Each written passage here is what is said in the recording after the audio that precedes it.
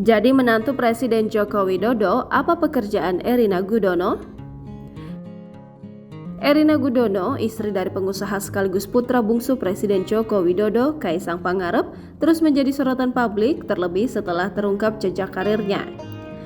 Anak ketiga dari guru besar Fakultas Ekonomi dan Bisnis di UGM ini diketahui memiliki pencapaian yang menakjubkan, baik dalam hal karir maupun pendidikan.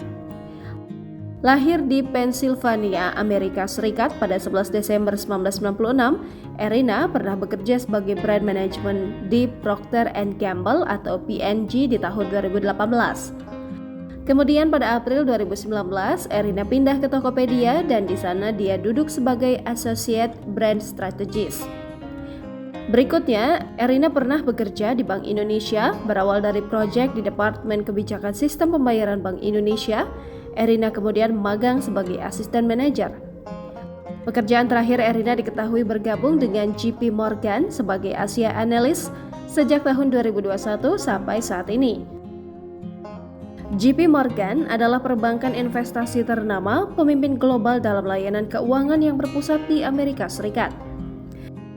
Erina juga diketahui pernah menerima sejumlah beasiswa pendidikan, seperti dari Young Leaders Indonesia, di mana Erina menjadi satu di antara 64 siswa dari Indonesia, Singapura, dan Australia yang menerima leadership program di bawah McKinsey Consulting.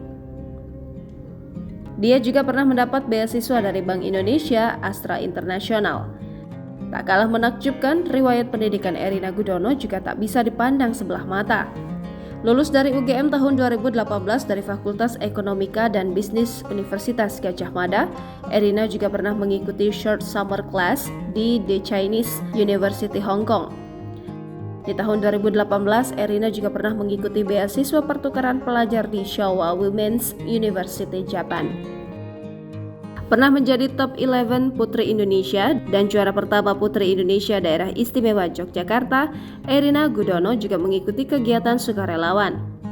Di antaranya menjadi relawan untuk Kisah Kasih Organization selama 2 tahun, kemudian menjadi anggota di Global Peace Festival Foundation dari tahun 2016 hingga saat ini.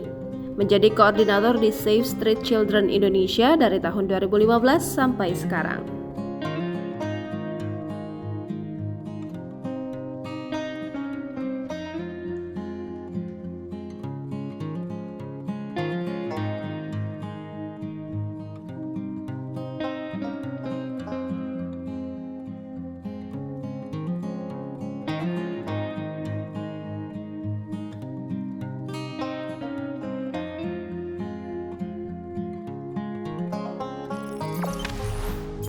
Jangan lupa subscribe, share, komen, dan like ya!